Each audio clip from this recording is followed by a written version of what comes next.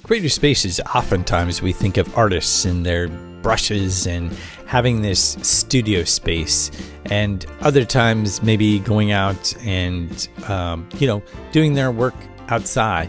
But regardless of what kind of space you have, a lot of people now, it's a digital space. They use the canvas of their computer to draw upon. But the kitchen can actually be a place where you create. And the road can be a place where you create. These other spaces that aren't necessarily a familiar space for creating become an extension of your creative space if you allow it, if you put some intentionality in your creative space. The whole city becomes a place where you can use those spaces to create, to find little nooks.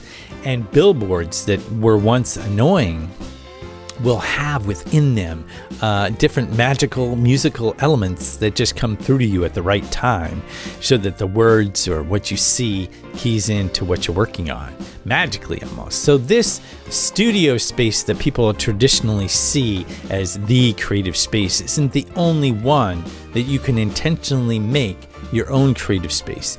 It is traditionally the space to create.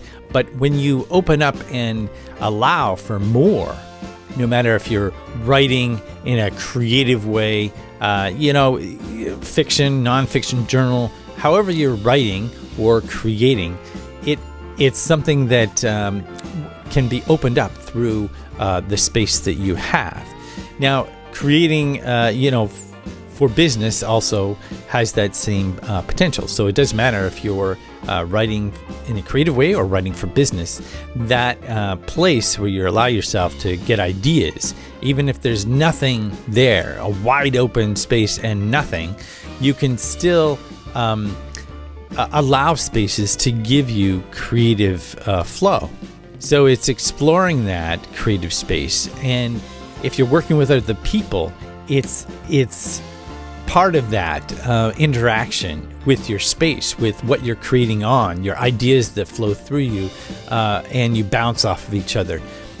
When you're working on a whiteboard or, with other people, again, that creative space is influenced. Now, a lot of people will go from the physical, sterile, to something more expansive. And even our computers these days, you're able to pull in many more tools to help you create. The notebook and all these digital elements contribute, so you'll have ideas flowing to you all the time. A lot of people are stuck in the kitchen, it's a plain space. But when you allow yourself to be intentional, you can bring in more to that, so that you're mixing together these different creative elements, creative sounds and smells, and all that together provides a creative space for you. It's a mixing together.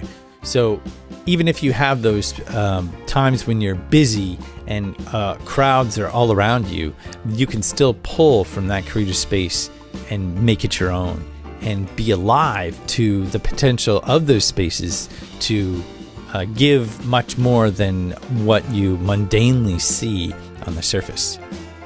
Creative spaces are so important, and it's allowing yourself to have a creative space by design. It's looking at those different parts and saying, okay, what would enhance this creative space? Where can I go to have that space naturally in my environment? And what can I bring to that, whether it be essential oils or music or whatever you might bring to that creative space allows you to be more creative. But you can use what's in the environment to also enhance what you have. In a park, you can be under a certain bench, you can be under a certain tree, and that allows for more creativity than you would in a sterile office environment.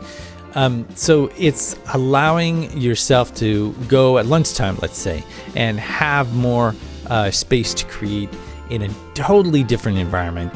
And it's